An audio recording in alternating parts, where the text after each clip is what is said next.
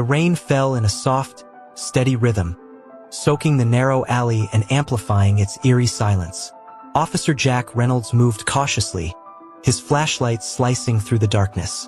The call had been vague, just a voice reporting strange noises.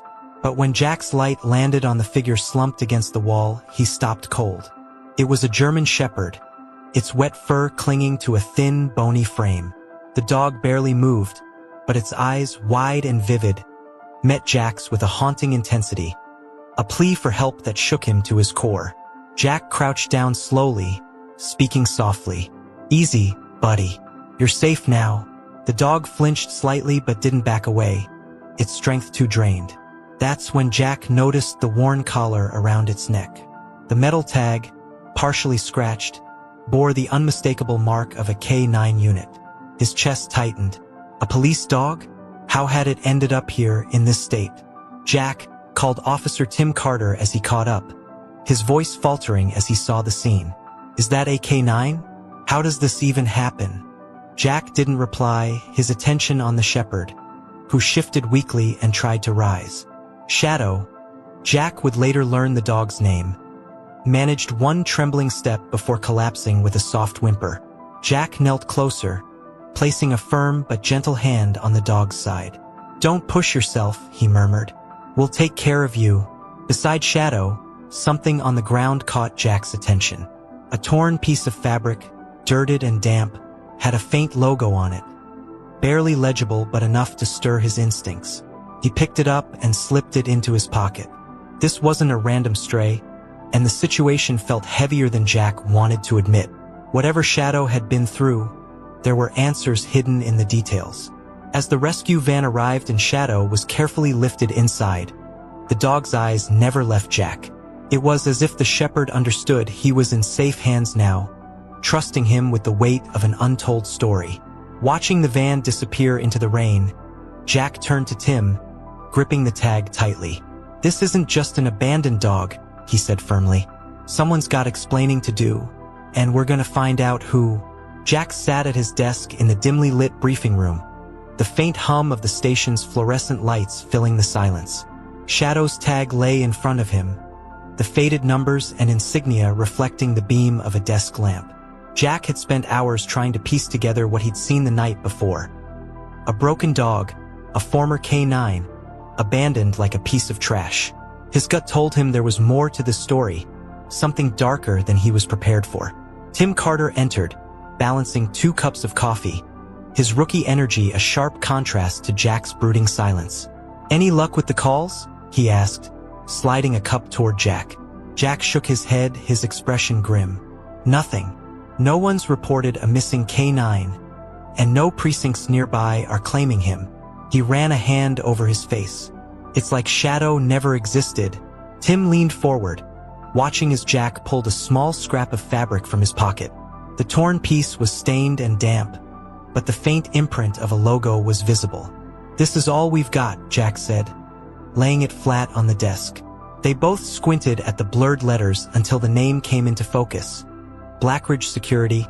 The realization hit both of them at the same time. "That's a private firm," Tim said, sitting back.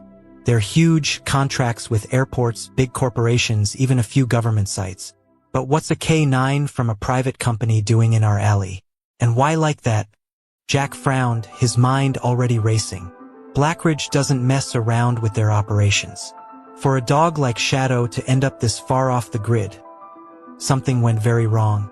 Are you enjoying the story so far? Don't forget to leave a like to support the channel. If you're new here, make sure to subscribe so you don't miss any of our exciting stories. What do you think happened to Shadow? Share your theories in the comments. Keep watching, because the twists in this story will surprise you. Before Jack could say more, there was a knock at the door. Officer Emily Hart from Animal Services stepped in, holding a clipboard against her chest. "Thought you'd want an update on Shadow," she said, her voice careful but professional. "He's stable. The vet said he's severely malnourished, and..." She hesitated, her eyes meeting Jack's. "There are signs he was restrained for a long time. His legs have pressure sores like he was tied down or caged. Whatever happened to him, it wasn't quick or accidental." Jack's jaw tightened, anger rising beneath the surface. Shadow wasn't just another case. He was a victim of something deliberate, something brutal. Jack glanced at the tag on the table, then back at the torn fabric in his hand. "Thanks, Emily," he said quietly. "We'll figure this out. Whoever did this to him is going to answer for it." The rain had stopped by the time Jack parked his car outside the vet clinic where Shadow was recovering. The air was thick with the smell of wet asphalt as he stepped out, his mind turning over the same question. Why was a K9 like Shadow left to rot in an alley? He wasn't there to find answers yet, but to see the dog himself. If there was any connection to be made, it would start with understanding the kind of life Shadow had endured. Inside, the clinic was quiet except for the faint sound of typing at the reception desk. Officer Emily Hart greeted Jack with a clipboard in hand and led him to the back. "He's doing better than I expected," she said as they walked. "It'll take time, but he's got a strong will. Most dogs in his condition wouldn't have made it this far." Jack nodded silently, preparing himself for what he might see. They stopped in front of a kennel, and there was Shadow, lying on a soft blanket. His ears twitched when Jack stepped closer. He looked cleaner now, his coat brushed, though his ribs were still prominent, and the scars on his side told their own story. Shadow lifted his head and locked eyes with Jack, just like he had in the alley. Jack crouched down, meeting his gaze. "Hey, buddy. You remember me?" he said softly. Shadow's tail gave a weak thump against the floor. "Not every dog responds like that," Emily said, standing behind him. "Whatever you did out there, it stuck with him. He trusts you." Jack let out a slow breath, his fingers brushing the bars of the kennel. "I'm starting to think he's the one who found me, not the other way around." Shadow huffed softly, as if agreeing, and Jack couldn't help but smile faintly. As Jack stood to leave, Emily handed him a folder. "This is the vet's full report. The injuries match prolonged restraint, probably tied down or caged for weeks. And there's something else." She hesitated.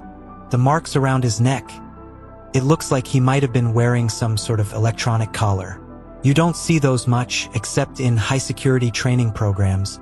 Jack's mind immediately jumped back to the torn fabric and the Blackridge logo. The pieces weren't fitting together yet, but the picture was starting to form. On the drive back to the station, Jack turned the events of the last 24 hours over in his head. Shadow wasn't just another stray dog, he was the key to something bigger. The Blackridge security lead felt significant, and he knew that would be his next stop. As he gripped the steering wheel tighter, Jack made a silent promise. He'd uncover the truth, no matter how deep it went. The next morning, Jack pulled into the parking lot of Blackridge Security's regional office. The building was a fortress. Tall concrete walls, tinted windows, and cameras stationed at every corner. It wasn't the kind of place that invited casual visitors. Jack adjusted his jacket, took a deep breath, and stepped inside. The lobby was cold and sterile, with sleek black furniture and a receptionist who barely looked up when Jack approached. "Can I help you?" she asked, her tone clipped. Jack flashed his badge. "Officer Jack Reynolds. I'm investigating a case that may involve one of your K9 units." At the mention of the dog, the receptionist stiffened slightly, though she quickly masked it. "Wait here," she said, before disappearing through a door marked personnel only. Minutes later, a man in a sharp suit emerged. His demeanor was polished but tense, his handshake firm but quick. "Detective Reynolds, I'm Andrew Cole, Regional Operations Manager. What's this about one of our K9s?" Jack didn't miss the way Cole's eyes darted toward the hallway, as if calculating what to say next. Jack pulled the fabric scrap from his pocket and placed it on the desk between them. "I found this near a K9 in critical condition yesterday. His tag identified him as part of a unit, one that matches your company's records." Cole's face barely shifted, but there was a flicker of recognition in his eyes. "We don't currently have any missing dogs, officer," he said flatly. "If one of our K9s was injured or lost, we'd know about it." Jack leaned forward, lowering his voice.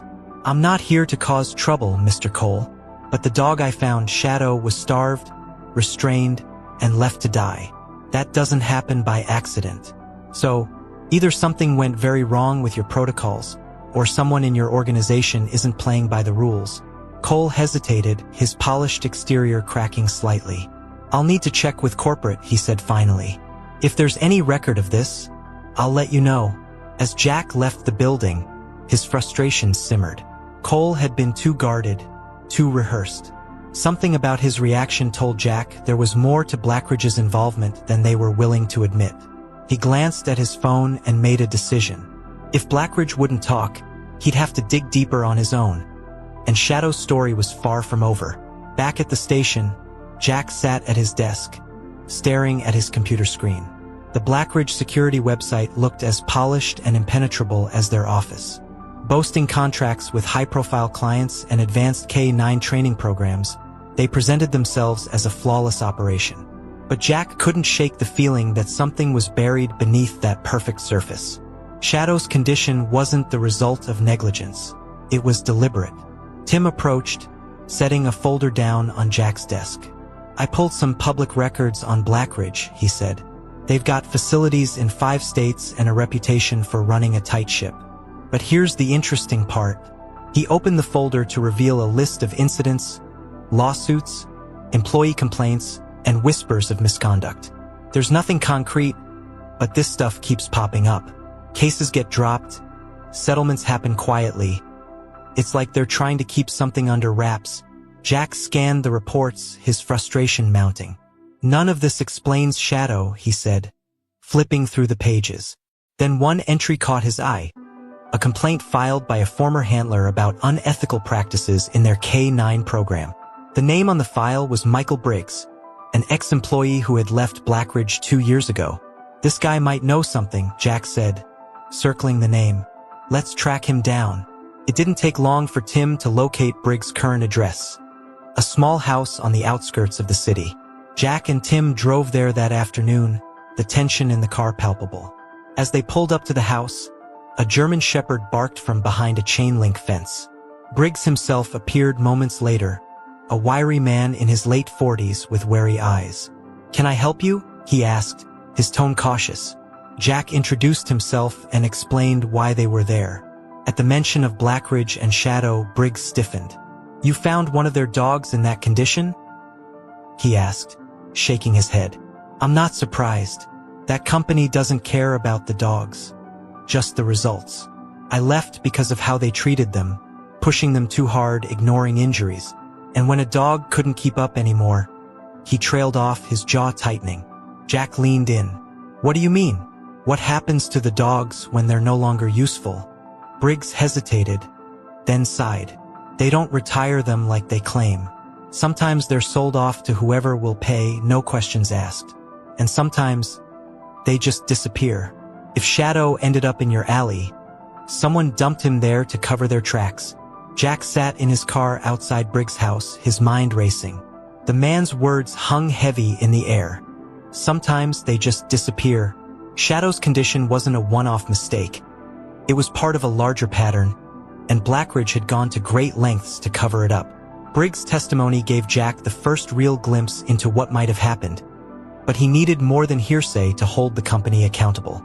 Do you think he's telling the whole truth? Tim asked, breaking the silence as they pulled out of the driveway. He seemed scared of something. Jack gripped the steering wheel tightly. He knows more than he's saying, but he's afraid to push too hard. Blackridge doesn't play nice. He glanced in the rearview mirror, half expecting to see a car tailing them. Back at the station, Jack dove into Briggs' claims. If Blackridge was disposing of dogs like Shadow, there had to be a paper trail, sales records, internal memos, anything. Hours of searching led him to an obscure auction site flagged in one of Briggs' complaints. The site operated in the shadows, listing trained working dogs for private buyers, with no questions asked. Jack's stomach churned as he clicked through the listings. The descriptions were vague, but the photos told the real story. Overworked, underfed, and terrified animals. Tim leaned over his shoulder. That's how they're getting rid of them. They sell the ones they can't use anymore. Jack nodded grimly, scrolling until his eyes stopped on a listing that sent a chill through him. The dog in the photo was Shadow. It was an older listing dated months before they found him. Jack clicked on the details, but there was no information about who purchased him, just a transaction ID tied to Blackridge Security. What did you think about the revelation about Blackridge? Do you think Jack will find enough evidence to hold them accountable? Share your thoughts in the comments and let us know your theories about what might happen next. Your feedback means a lot to us, and we love hearing your perspective on the story. This proves it, Jack said, his voice low and firm.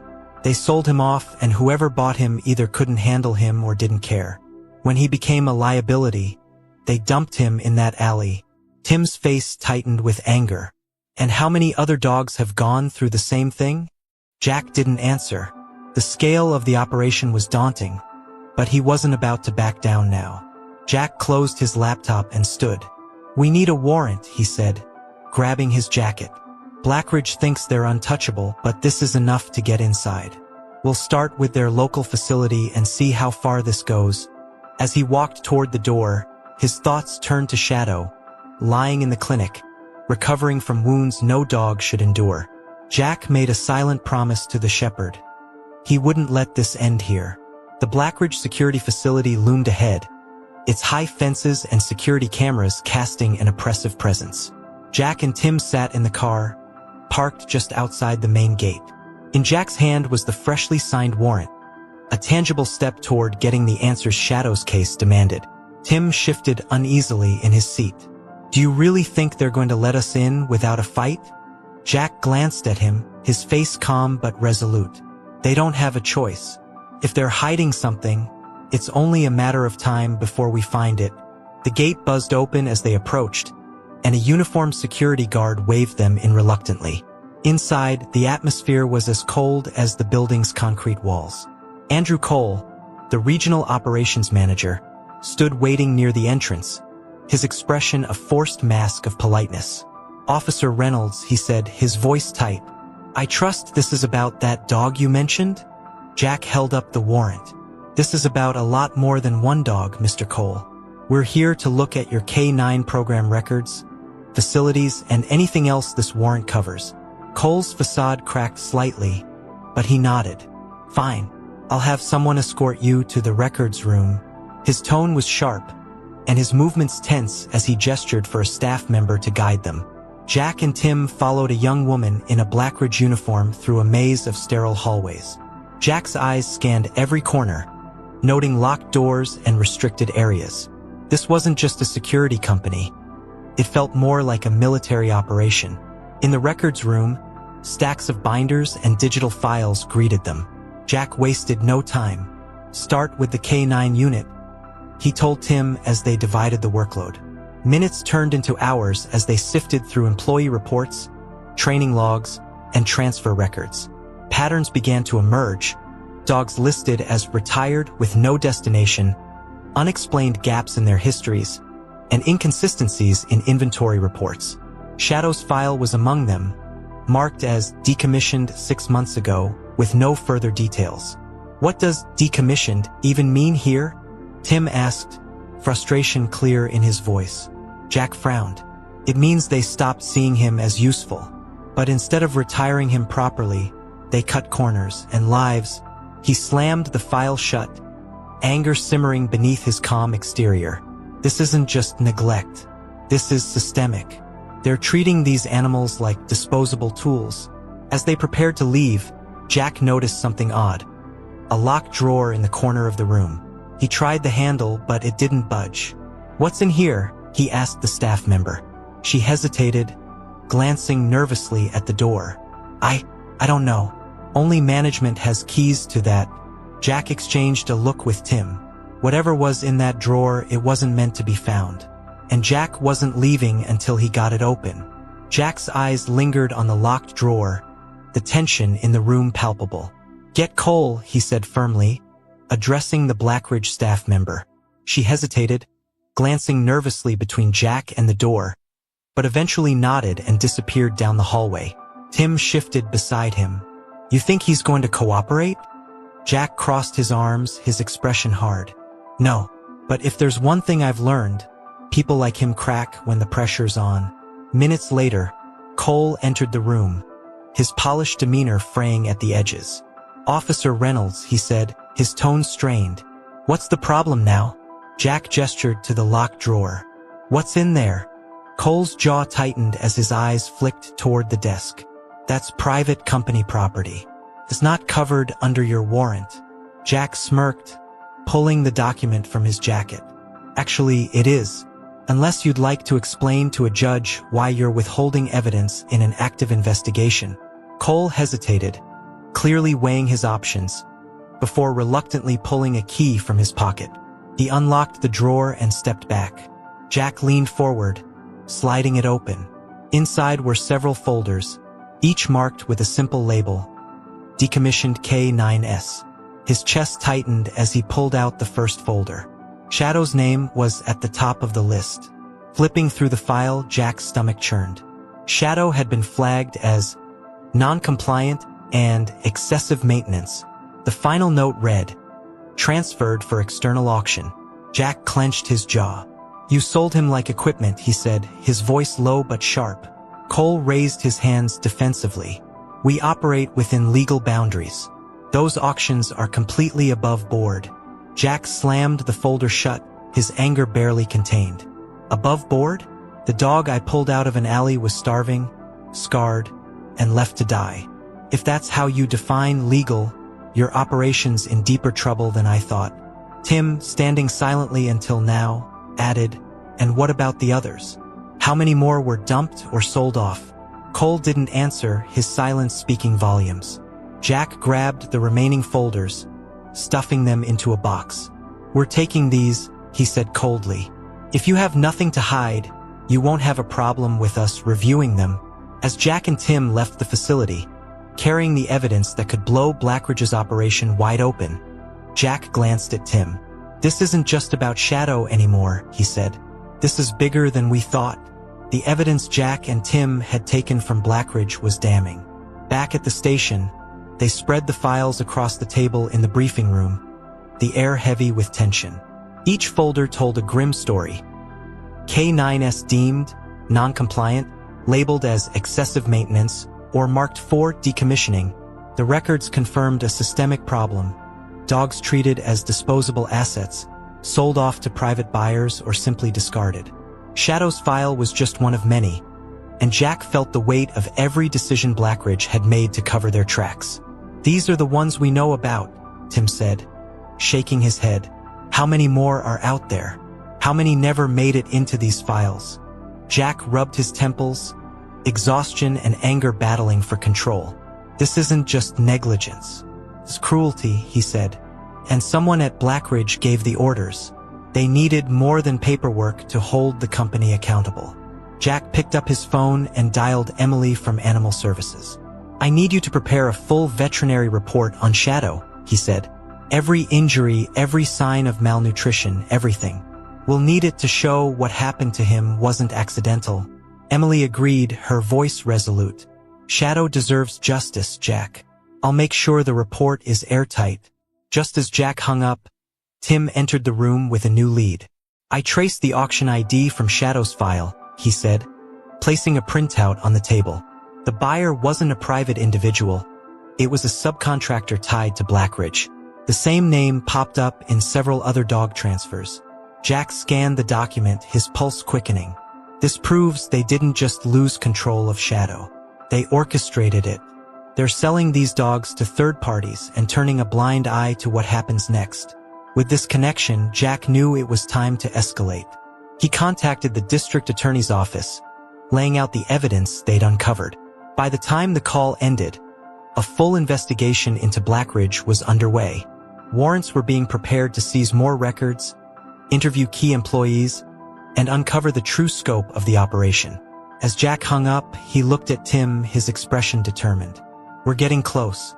They won't be able to hide behind corporate walls much longer." That night, Jack visited Shadow at the clinic. The dog was sitting up now, his strength slowly returning. When Jack approached, Shadow's ears perked up, and his tail thumped softly against the blanket. Jack knelt beside him, scratching gently behind his ears. "We're almost there, buddy," he said quietly. "We're going to make sure this never happens to another dog again." Shadow looked at him with those same soulful eyes, and for the first time in days, Jack felt a glimmer of hope. 2 weeks later, Jack stood outside the courthouse, the morning air crisp and heavy with anticipation. The investigation into Blackridge security had grown rapidly, drawing national attention as the evidence Jack and Tim uncovered painted a picture of systemic neglect and abuse. Shadow's case had become the centerpiece, a symbol of everything that had gone wrong behind the company's closed doors. Today, it all came to a head. Inside, the courtroom buzzed with quiet tension. Blackridge's lawyers sat stone-faced at their table, flanked by executives who avoided meeting anyone's gaze. Jack sat beside the district attorney, a thick folder of evidence between them. As the prosecutor began to present their case, Jack glanced at Shadow's file in his hands. Every page, every detail had led to this moment. The prosecution laid everything bare. The falsified records, the hidden auction network, the neglect that left dogs like Shadow abandoned. Witnesses, including Michael Briggs and veterinary experts, testified to the company's practices. Emily from Animal Services spoke passionately about Shadow's recovery, showing photos of his condition when he was found. The images drew audible gasps from the audience, and for the first time, Jack saw cracks in the Blackridge executive's composure. By the end of the day, the court ruled decisively against Blackridge. The company was ordered to shut down its K-9 operations immediately, facing fines and criminal charges for animal cruelty and fraud. For Jack, it wasn't just a legal victory, it was a moral one. As the crowd dispersed, reporters swarmed outside, but Jack ignored their questions. This wasn't about headlines. It was about the dogs who couldn't speak for themselves. Later that evening, Jack visited Shadow one last time at the clinic. But this time, he wasn't there just to check on him. He was there to take him home. The clinic staff cheered as Jack walked Shadow out on a new leash, the shepherd's strength and confidence slowly returning. "You deserve a second chance, buddy," Jack said as Shadow wagged his tail, his eyes bright and full of life. As they drove away, the city lights passing by, Jack glanced at Shadow in the passenger seat. "We did it," he said quietly. Shadow let out a soft huff, resting his head on Jack's arm. For the first time in weeks, Jack felt the weight of the case lift, replaced by a sense of peace. Shadow's story wasn't just one of survival. It was a story of justice, redemption, and the unbreakable bond between a dog and the person willing to fight for him. Did you enjoy this emotional story? Show your support for the channel by sending a super sticker. It's an amazing way to help us keep bringing stories like this to you. Click the icon below and choose your favorite. Thank you for being part of our community.